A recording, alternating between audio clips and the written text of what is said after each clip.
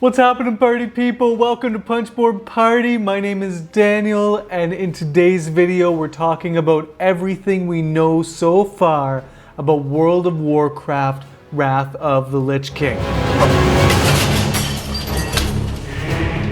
Now, I'm really late on the draw on this one, and I wasn't going to do a video about this, but then it kept coming up and it kept just looking really cool, and so I thought, okay, there's a rule book out, so I'll do an everything we know about video for Wrath of the Lich King. So World of Warcraft for me, as well as Pandemic, have been on the peripheries of my geeky life. I don't love Pandemic, but when I first got into the hobby, I played Pandemic a few times and really enjoyed it. It was really kind of one of those games that set the foundation for the wonder and awe I have for the hobby, that just cardboard and plastic could make me feel intense tension and excitement.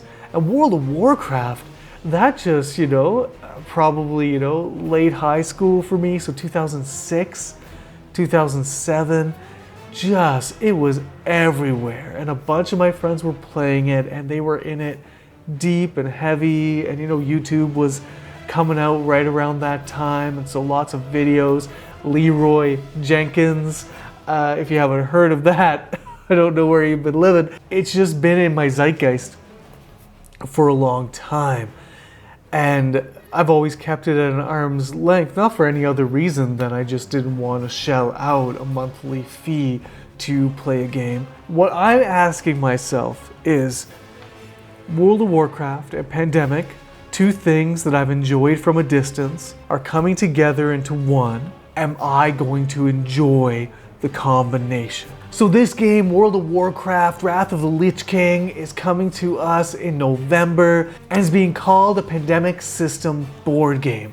So this is the first time that one of these Pandemic games is kind of not called Pandemic such and such whatever, but it's being called World of Warcraft Wrath of the Lich King, a Pandemic System board game. So this really kind of breaks the mold as far as what other kind of IPs can be used within this Pandemic system.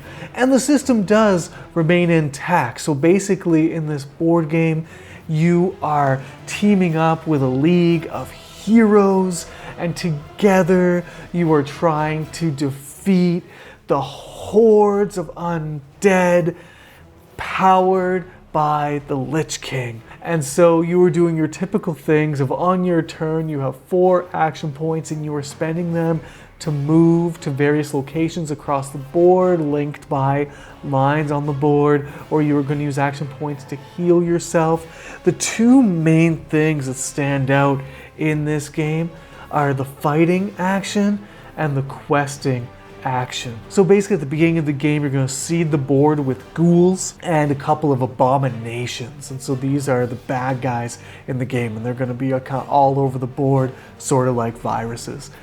And you're going to have the opportunity to traverse this board, go to certain locations, and there's going to be some locations, 3 locations to be precise, in different regions on the board that are quest locations. Per region, there's going to be 1 quest location per region. And so you're going to have the opportunity when you go to a location, if it's a quest location, you can participate in the quest, or if it's a location with ghouls or abominations, you're going to have the opportunity to fight those creatures. And so the fight mechanism is fairly standard, but kind of neat, where you're going to roll 2 dice, and there's just success or shield icons on these dice. And so if you have successes, then you are able to defeat the ghouls. And so a ghoul requires 1 success, and an abomination requires 3 successes. Successes don't carry over from action to action. So I can't spend 2 of my actions to fight and add the sum of those results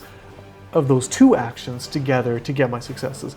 I have to be completely successful in my 1 attempt. But the cool thing is that you have a hand of cards, and you can add attack points by playing these cards to your dice rolls to defeat the villains on the board.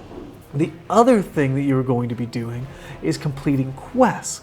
And so each quest has a quest board, and there's kind of like this track. You're going to roll dice when you do a quest, and for every success on the dice that you roll, you can move along this track, but the track also has particular icons on it. So instead of using your successes from the dice, you can play a card with that icon to advance along the quest track that way. And in this case, you don't have to kind of get rid of the card that you played. You just kind of reveal it and then it stays in your hand. And so that's kind of neat. What's really neat about this is if you are at the same location as another player, then you can both cooperate to be successful in either the fights or the quests. So if you're kind of running low on cards or whatever the case may be and you roll kind of low, then another player at that location can play a card to help you with the fight. That being said, on a quest, another player can also play cards to help you move along the quest track as well. Questing and fighting, those are the two main things that you're going to be doing, and they kind of blend these card mechanics with dice rolls in a smooth way, it looks like. So it looks really cool how they do that there. Those are kind of the two main thrusts of the game. Typical Pandemic style, there's a track that's kind of a corruption track that's moving down as certain things happen. So instead of an outbreak, if space has 3 ghouls on it, and then all of a sudden you're supposed to be adding a 4th ghoul, you don't do that. You remove the 3 ghouls and you add an abomination, and then the abomination immediately starts chasing the nearest hero and engages in a fight with them. And so instead of outbreaks, you kind of have abominations, and the abominations work in such a way that they're always going after the nearest hero and not letting up at all. And so that's a key difference from Pandemic. And another key difference is that each hero is going to have a health bar on their player sheet where you have a tracker that you're keeping track of. And when you are in fights and in quests, you're actually going to receive damage by being involved in those quests and those fights. And you can reduce the damage you take by playing defense cards, just like you would attack cards. And also by rolling shields, you can also reduce the damage that you are taking that way too. But if you ever go to 0 on your health bar, then the kind of desolation track, or whatever they're calling it here, goes down 2, and you get rid of all your cards, and you start your hero back at starting place, and then move your hero's health all the way to full again and keep playing. And so that's kind of neat. It kind of adds this kind of neat campaigning, questing vibe to the thing without any major consequences or player elimination that way. So what do I think about the game? I'm looking at this and I'm quite interested. So here's where I'm coming from. I love fantasy. I read lots of fantasy.